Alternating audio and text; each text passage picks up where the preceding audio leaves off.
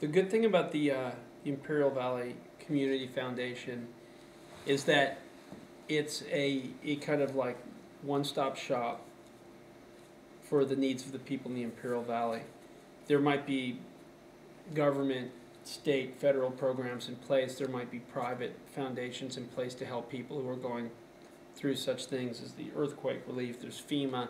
But for most people, it's bureaucratic and it's kind of an alienating and difficult and scary experience, and the foundation kind of walks them through that and provides, in cases, immediate relief, and probably most importantly, makes the decision where your dollar best serves the needs of the people. So you don't feel like you're donating to some kind of faceless organization and then you discover that 80% of it went towards administrative costs somewhere else, or didn't really help much. This is like to try to get the best bang for your buck in the hands of the people that need it the most.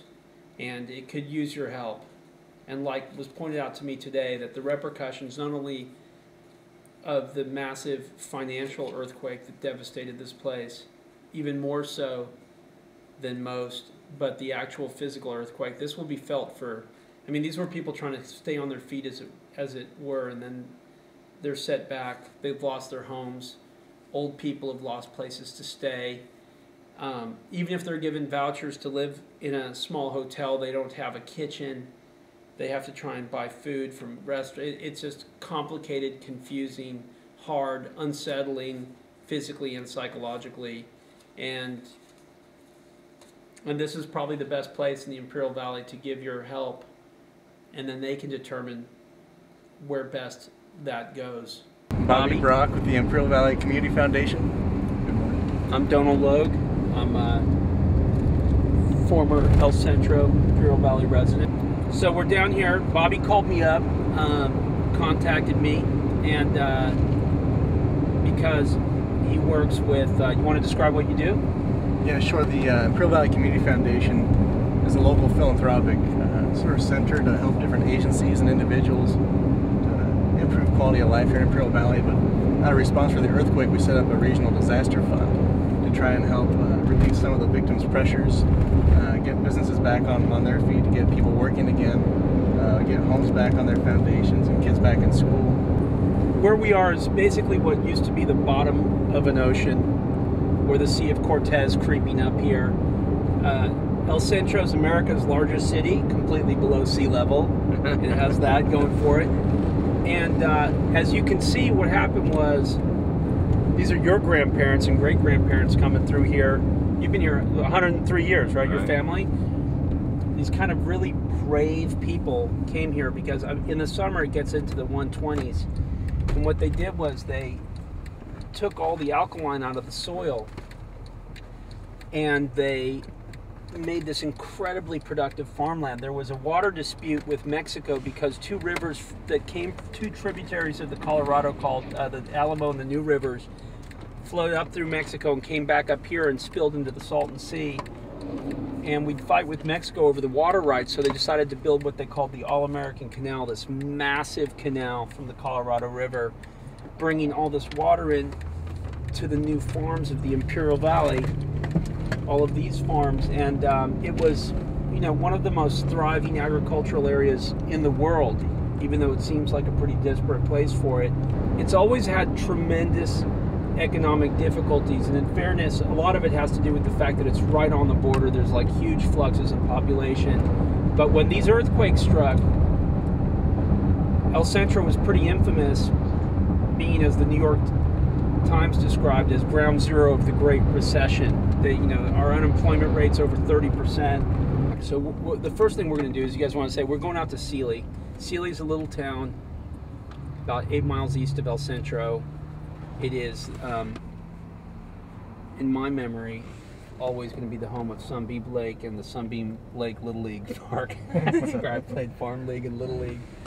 And it's also the home to a naval air station and the winter training ground of the famous Blue Angel crack flight team. So we're heading out to Sealy to check some stuff out. All right, we're cruising into Sealy. All these little So this is a sense of what it's like down in the valley. You know, I mean, this is kind of like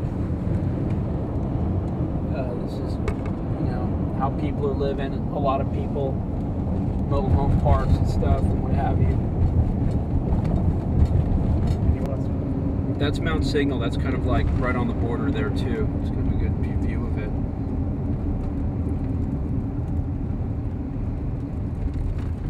We should pull up above it. So they fixed it a lot. This all just sank down into this canal. It's this liquefaction of the earth, you know.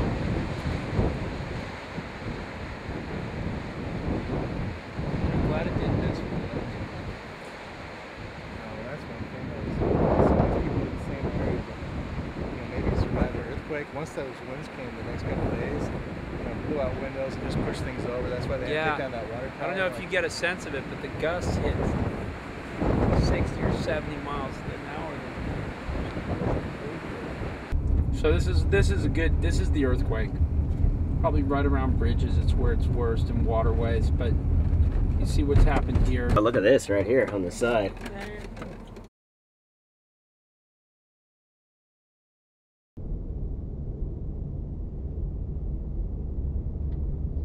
So this is, you can see here where the road just buckled. Let me get out.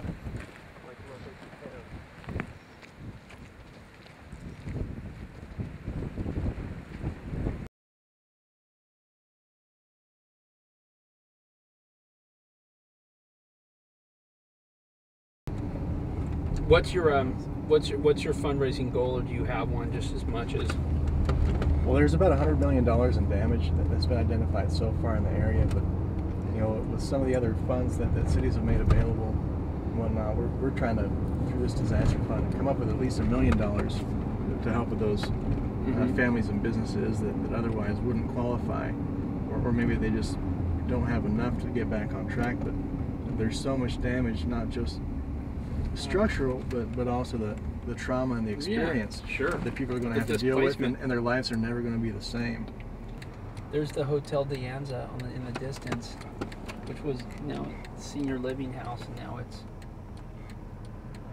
it's an old structure, but a lot of these buildings, they've stood up through a lot of earthquakes, but they're pretty old. Look at the front of it. You can see. Right down through there. Yeah, right between floor 1 and 2. This is probably where Schwarzenegger was, right? Yep, right in here.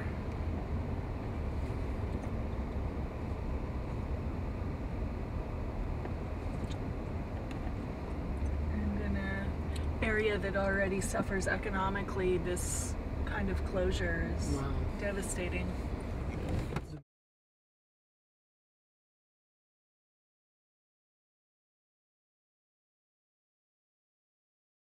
So they have the sides of the building propped up there. All the masonry is coming in, so they've got that wood up there to shear it up. Now this is no old downtown. I mean, this is like this. A lot of these buildings are probably 70 or 80. They're probably in there, right? Yeah. It's been fun to come back home. It's been nostalgic, to say the least, to drive around all these old haunts. It's been sad to see things like the water tower gone, to see all Calexico Main Street shut down, and but in meeting with this new generation of people who are from the Imperial Valley, who stayed in the Imperial Valley, who are working to rebuild, and not just think about like how do we get back to where we were, but let's take the Imperial Valley to the next level. It's a small corner of the earth, but it was one that fed a lot of people on the planet, and it's a fantastic place. It's got a lot of amazing resources, and all these people are dreaming big about how to maximize those and take the Imperial Valley into the 21st century. So I'm psyched to support the Imperial Valley Community Foundation. By the way, I'm Donal Logue, and I'm from El Centro, California, and I'm happy to give to the Imperial Valley Community Foundation.